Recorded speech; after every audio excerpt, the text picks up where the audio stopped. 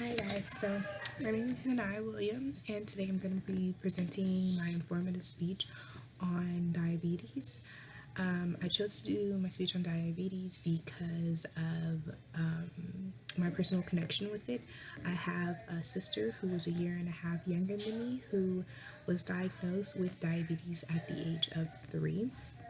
For those that don't know what diabetes is a condition where the body produces too much blood glucose. And I know a lot of people are probably like, oh, well, we need glucose in our body to survive, but we only need a small portion of glucose in our body to survive. So the fact that this condition called diabetes produces more glucose than we need is very unhealthy, and it is very life-threatening.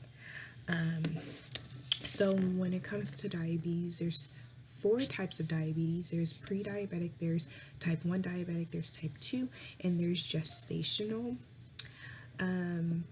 According to the American Association, the Diabetic American Association, approximately 30 million children and adults have diabetes.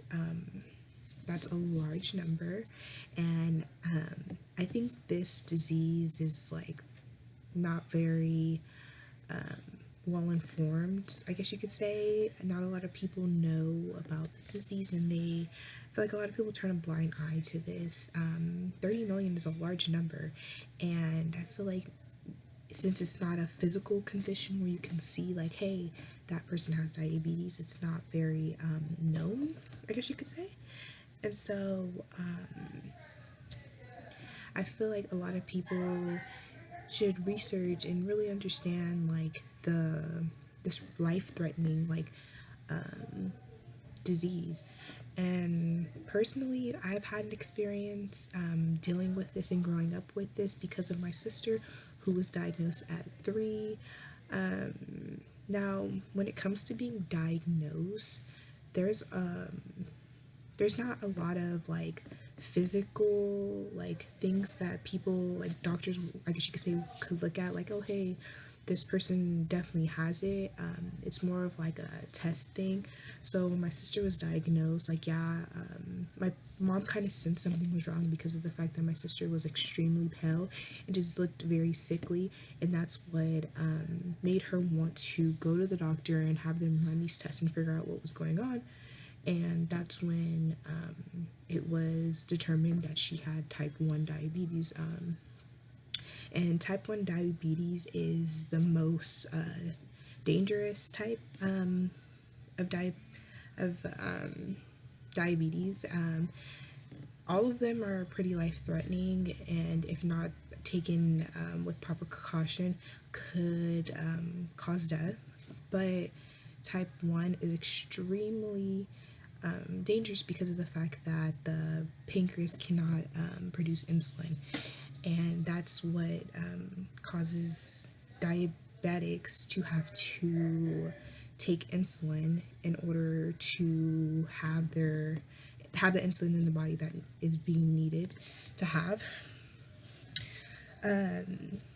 There's no cure for this yet, and I feel like out of all the diseases in the world, there should be a cure for this as well.